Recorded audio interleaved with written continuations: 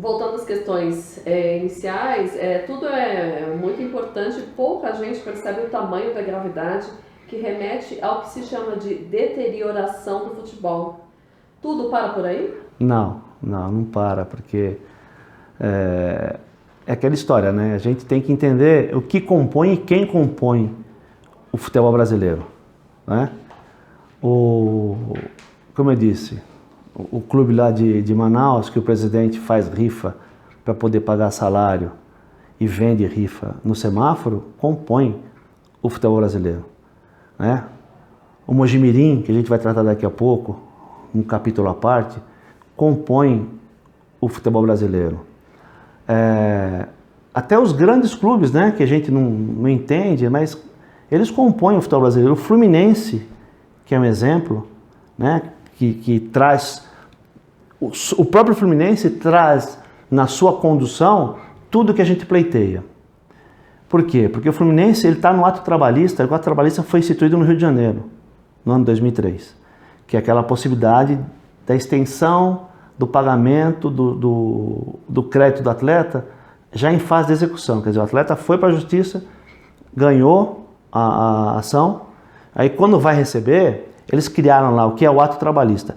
Criaram um procedimento que o clube ele tem o direito de que os atletas sejam colocados em ordem, em fila, para poder receberem o seu dinheiro. E ele disponibiliza uma parte do seu crédito para esse ato.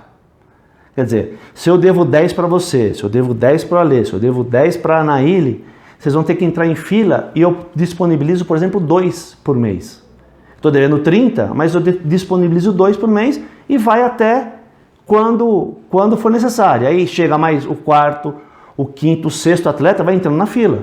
Isso não acaba nunca. Isso faz com que o clube fique muito tranquilo com relação às suas obrigações, né?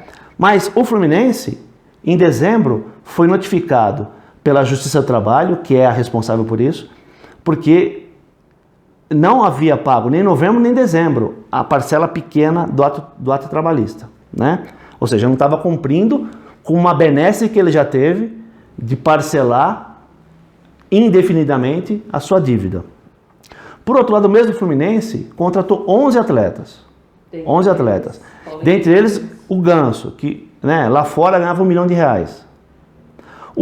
Consequentemente e paralelamente, os atletas, um dia antes da final do Carioca, fizeram greve porque não estavam recebendo salários. E se manteve até agora há pouco.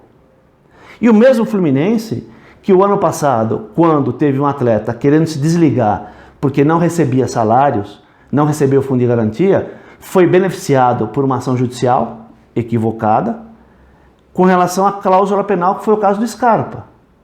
E um atleta que ficou 8 meses sem trabalhar, que teve que voltar atrás e renegociar com o clube que lhe devia. Então, esse é um exemplo que mostra por que os clubes não estão preocupados em melhorar a sua condição financeira, a sua gestão. Por que eles não estão preocupados em diminuir a sua dívida? E pegando os 20 principais clubes do Brasil, a dívida ultrapassa 6 bilhões. Quer dizer, isso não tem fim. Não tem fim. E o que acontece? Muito em breve, vai acontecer como a Portuguesa. A Portuguesa, no caos que ela se colocou financeiramente falando, ela está com os seus créditos penhorados, suas contas bloqueadas. E como é que consegue fazer futebol assim? Só que ele tem uma vantagem que tem os atletas, eles procuram uma forma de buscar o seu tão badalado sonho de jogar futebol. Se sujeitam a esse tipo de coisa. Mas está mudando porque o antigo treinador de São Bento, que agora me fugiu o nome, contatado para assumir a Portuguesa, se negou porque os 4 jogadores que ele conversou, que ele queria levar, não aceitavam ir para a Portuguesa porque a Portuguesa não paga salário. Quer dizer, já está começando. Isso é um caso. Os jogadores já não querem mais jogar na Portuguesa.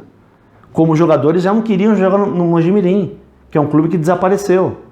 Então, ou a gente mete a mão nessa cumbuca e faz isso mudar, né? E aí é só o sindicato que tem essa possibilidade, Pátio. O sindicato é que tem buscado ao longo de sua história, as transformações que venham trazer benefícios para o futebol. E mais uma vez ao sindicato, porque isso podia ser muito bem feito pelas federações e pela CBF.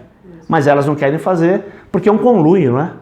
É um compadrio, eles se juntam e eles não cobram obrigação, achando que isso está beneficiando o futebol. Mas não está acabando com o futebol.